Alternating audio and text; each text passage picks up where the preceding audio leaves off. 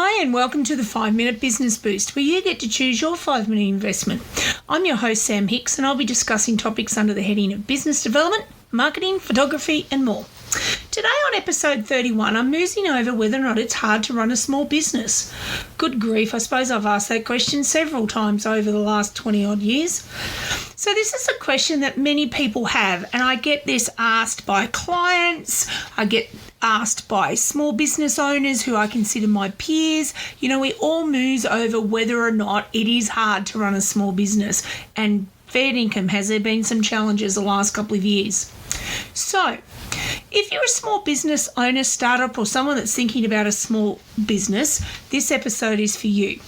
So, is it hard to run a small business? The answer is yes and no. Yes, it can be hard work.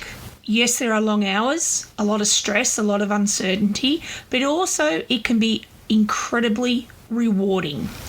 If you're passionate about your business and you're willing to put in the hard work, then you can be successful. So what are the challenges of running small businesses? There are so many, but here's a few. Financial challenges. You've got to operate on a tight budget, and it can be difficult to raise capital for an idea because you've got to demonstrate at the end of the day the need for the service or the goods that you're going to take to market. It's not just about having a pretty pitch deck if you're a startup, and it's also not about, I'm going to go on a gut feeling, I think people will want to buy this. It doesn't work like that. Time management challenges. Oh my God. You've got to wear so many different hats and it can be difficult to find the time to do everything. And that's why prioritization, whoa, big word, got it in one go, is so important. Marketing challenges. Small businesses often must compete with larger businesses, and it can be difficult to get your message across or out there. Not to mention it is such a noisy marketplace now. Legal and regulatory challenges. Oh, goodness gracious me. Back in the old days, you really only had to have one permit to do what you do. But these days, there's a plethora, love that word, of laws and regulations. And this is at every level of government. And it can be a challenge. Red tape and businesses go together like spaghetti, pasta and bowl sauce. Trust me, it is not letting up anytime soon. So what are the rewards? Well, freedom and flexibility. Small business owners have a lot of freedom and flexibility. They can set their own hours. They can work from anywhere. These days, even more so.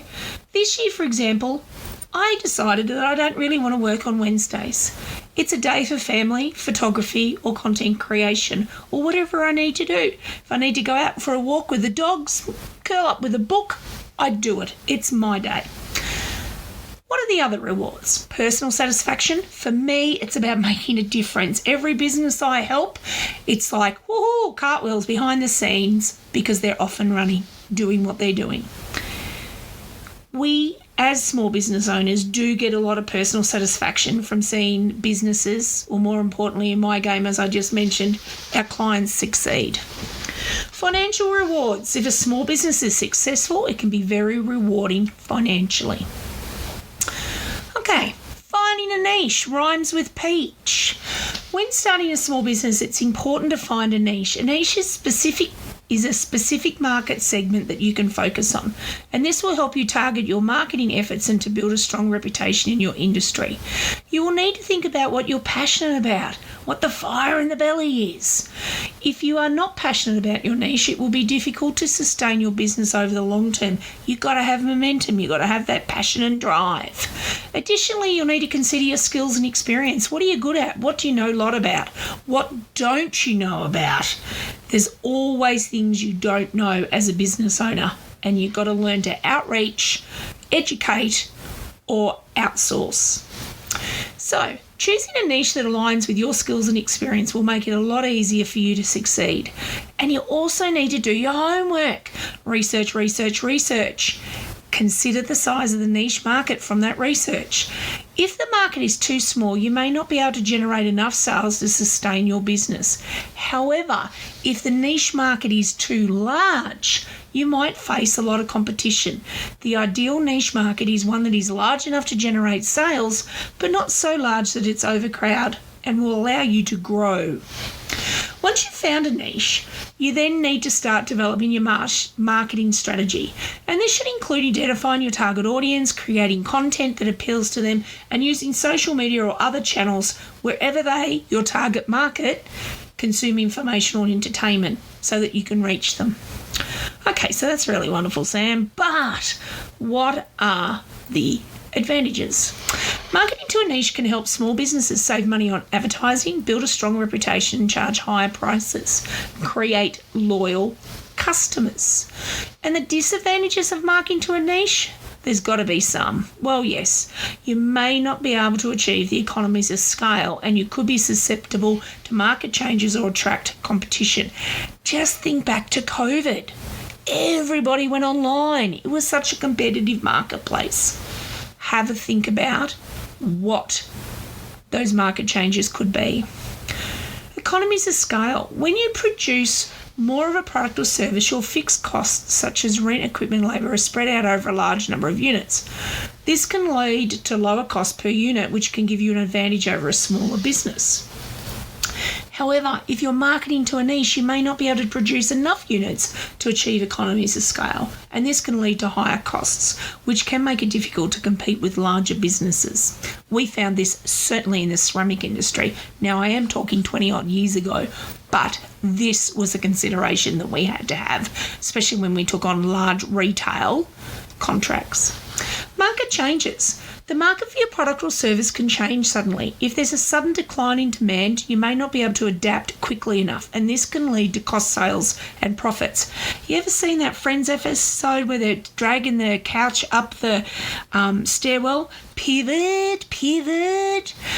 I hate that word, but here it comes into play. Competition. If you're successful marketing to a niche, you may attract competition because everybody will jump on your idea, and this can make it difficult to maintain your market share. So that's about coming up with the next new great and wonderful idea that you can sell or monetize. You'll also need to understand a pain point for your target market. Once you've found your niche, you need to understand the pain points of your target market. What are their problems? What do they worry about? What are they struggling with? Once you understand that pain point, you can develop products or services that solve that problem. And you've got to be able to communicate that, especially the benefits. Now, having a support team around you is vital for running a small business. This could be family members, friends, mentors, or business partners. Having a support team can help you stay motivated, get advice when you need it, and celebrate your successes. They can also pick you up off the floor when you're having a bad day. So, is it hard to run a small business, Sam? You haven't given us a straight answer. Well, again, the answer is yes and no. When I first started my business, I was one of 22 similar businesses within a 40-kilometre radius. I was 18, I was ready to take on the world, and I was a bit of a know-all, thought I could just do it.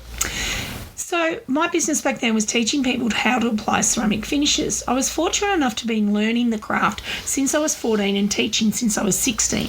So when I ventured first into my first garage business at 18, as I just said, I thought I would rule the world. But I quickly realised that I needed to find a way to differentiate my business from others. I decided focusing on the seminars I attended on weekends and showcase those techniques to my students the following week, therefore building up a following, something new to look forward to every week. I also offered a huge range of techniques and shapes that the client base sought. So I actually got them to sit down and look through the catalogues and choose the mould shapes. It really worked well. My business grew quickly. I eventually moved into a larger factory, and my point of difference changed to having a variety of clays, and there were a mix of commercial and hobby shapes. So it widened the offering to clients, and they loved the diversity. I also started offering more advanced classes and school holiday programs and branched out into commercial contracts. That way I had many forms of different income, and that is vital when you're a small business. I learned a lot from the experience of running that small business in manufacturing and in hobby ceramics. So it's important for you to find your niche, understand your target market, and have a support team around you. Most importantly, never give up and work hard.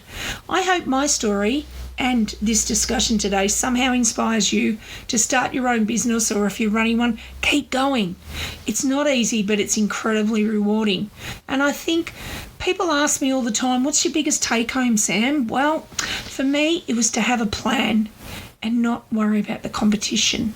Somebody very wise who was an unofficial mentor, and he would never know this, and I won't name him, said to me one day, Sam, just stick to your knitting. And I loved that. Anywho, thanks for listening to the Sam Hicks 5-Minute Business Boost. I hope you found this episode helpful. If you love the episode, subscribe, share, like, you know what to do. Or let me know a future topic. I love getting messages about future topics. Head over to my website, samhicks.com.au, sign up for the 5-Minute Business Boost newsletter, or check out the workshops. Follow me on socials. And remember, anything is possible when you're in business, especially in the beautiful northeast of Victoria. Cheerio.